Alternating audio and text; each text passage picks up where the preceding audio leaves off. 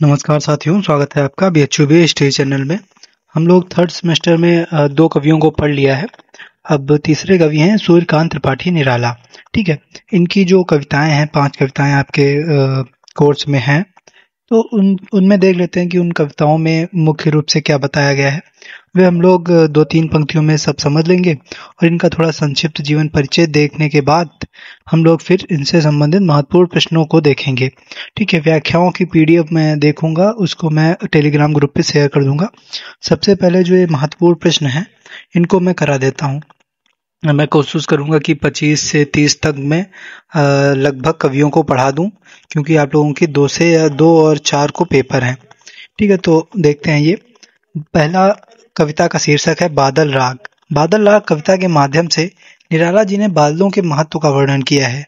वे बादलों को उन गुणों के वे बादलों के उन गुणों को वे बादलों को उनके गुणों के कारण महत्वपूर्ण स्थान देते हैं।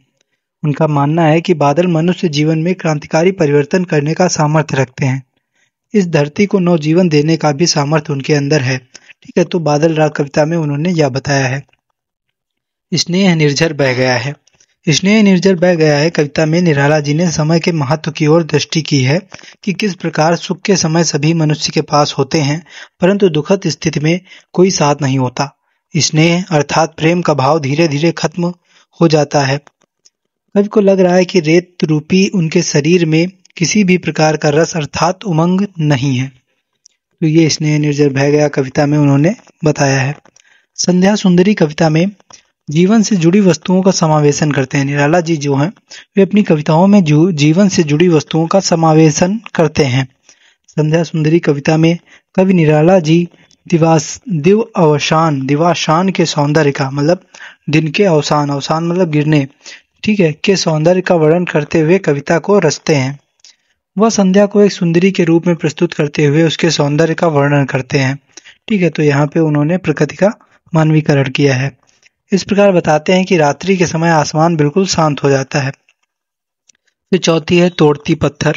निराला की कविता तोड़ती पत्थर कविता के केंद्र बिंदु में समाज का शोषित वर्ग है।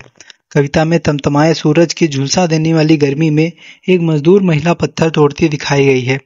निराला जी ने इस कविता के माध्यम से एक मजदूर के मन की व्यथा को प्रस्तुत करने का प्रयास किया है। राजे ने अपनी रखवाली की।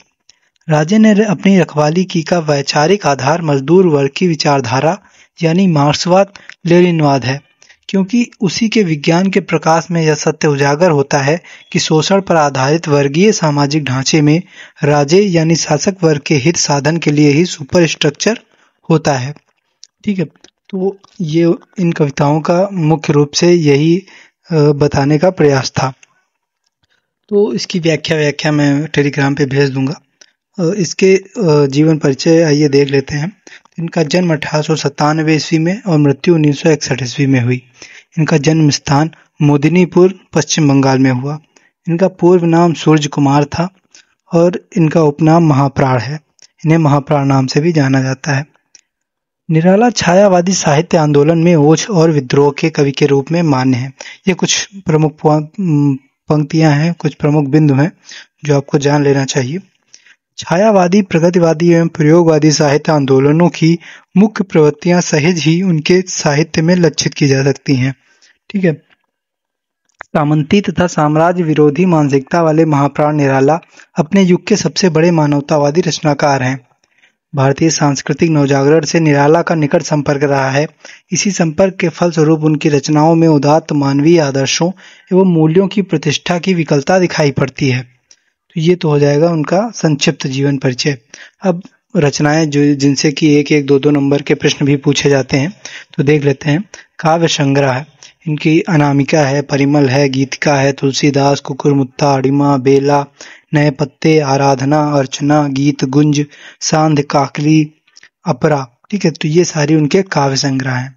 और गद्य रचनाओं की बात की जाए तो लिली, सुकुल की बीवी, निरुपमा, अप्सरा, अलका, चोटी की पकड़, खुली भाट, बिल्ले सुर बकरिया, ये काफी प्रमुख रचना है, पूछी भी जाती है। चतुर चमार, काले कारनामे, चाबुक, चयन, प्रबंध प्रतिमा, प्रबंध पद्म, पंत, पल्लव, संग्रह, रविंद्र कविता कानन। ठीक है, तो ये एक समीक्षा ग्रंथ है रविंद्र कविता कानन। ठीक है, तो ये इनकी रचनाएं हो जाएंगी। अब इनसे संबंधित जो महत्वपूर्ण प्रश्न हैं, ठीक है, 4, 5 या 6 प्रश्न होंगे। हम लोग जल्दी जल्दी देख लेंगे उसको भी। फिर अगले कवि जो हैं पंत, ठीक है, उनको देखेंगे। उसके बाद महादेवी बस्ती हैं, फिर आपका आधुनिक काव्य प्रथम समाप्त हो जाएगा। और देखता हूँ तो मैं दिन में अब 2 वीडियोस अपलोड कर दिया करूँगा, जिससे आप लोगों का कोर्स जल्दी ही समाप्त हो जाए। धन्यवाद।